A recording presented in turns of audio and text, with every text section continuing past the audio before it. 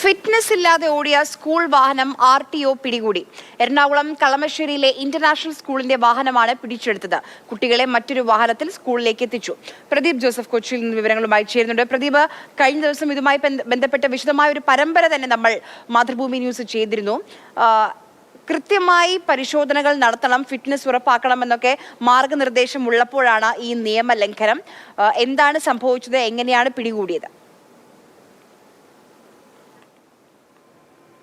ഇന്ന് രാവിലെ സ്കൂൾ ടൈമിലാണ് ഈ വാഹനം മോട്ടോർ വാഹന വകുപ്പ് ഉദ്യോഗസ്ഥർ പിടികൂടിയത്. MVI ആയ അസീമിന് തോന്നിയൊരു സംശയമാണ് വാഹനം പിടികൂടാൻ ഇടയാക്കിയത്. ഈ സ്കൂൾ വാഹനം കുട്ടികളെയുമായി പോകുന്നത് കണ്ടപ്പോൾ ഇതിൻ്റെ പെയിൻറ്റും കാര്യങ്ങളുമെല്ലാം തീർത്തും പോയ നിലയിലായിരുന്നു. അദ്ദേഹം രേഖകൾ പരിശോധിച്ചപ്പോൾ ഫിറ്റ്നസ് ഇല്ല എന്ന് മനസ്സിലാക്കി. തുടർന്ന് ഉടൻ തന്നെ കുട്ടികളെ മറ്റൊരു വാഹനത്തിൽ സ്കൂളിൽ എത്തിച്ചു. തുടർന്ന് മോട്ടോർ വാഹന വകുപ്പ് ഈ ട്രാവലർ കസ്റ്റഡിയിലെടുത്ത് കളക്ട്രേറ്റ് കോമ്പൗണ്ടിൽ മോട്ടോർ വാഹന വകുപ്പിൻ്റെ അധീനതയിലാക്കിയിരിക്കുകയാണ്.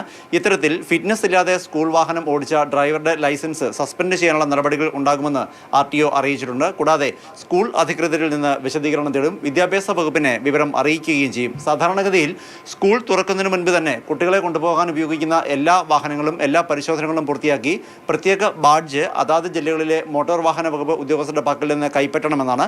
അങ്ങനെയുള്ള വാഹനങ്ങൾക്ക് മാത്രമേ സർവീസ് നടത്താൻ അനുവദിക്കുകയുള്ളൂ. ഇവിടെ സ്കൂൾ തുറന്ന് കേവലം 1-1.5 മാസം മാത്രമാകുമ്പോഴാണ് ഇത്തരത്തിൽ ഫിറ്റ്നസ് ഇല്ലാതെ സർവീസ് നടത്തിയ ഈ വാഹനം പിടികൂടിയിരിക്കുന്നത്. ഇതിന് ഫിറ്റ്നസ് ഇല്ലാതായിട്ട് എത്ര കാലമായി എന്നതടക്കമുള്ള കാര്യങ്ങൾ പരിശോധിച്ചു വരുന്നു. വർക്ക്ഷോപ്പിൽ ചില അറ്റകുറ്റപ്പണികൾ നടക്കുന്നതിനിടെ ഈ വാഹനം കുട്ടികളെ കൊണ്ടുപോകാൻ ഉപയോഗിക്കുകയായിരുന്നു എന്നാണ് മോട്ടോർ വാഹന വകുപ്പിന്റെ പ്രാഥമികമായ കണ്ടെത്തൽ.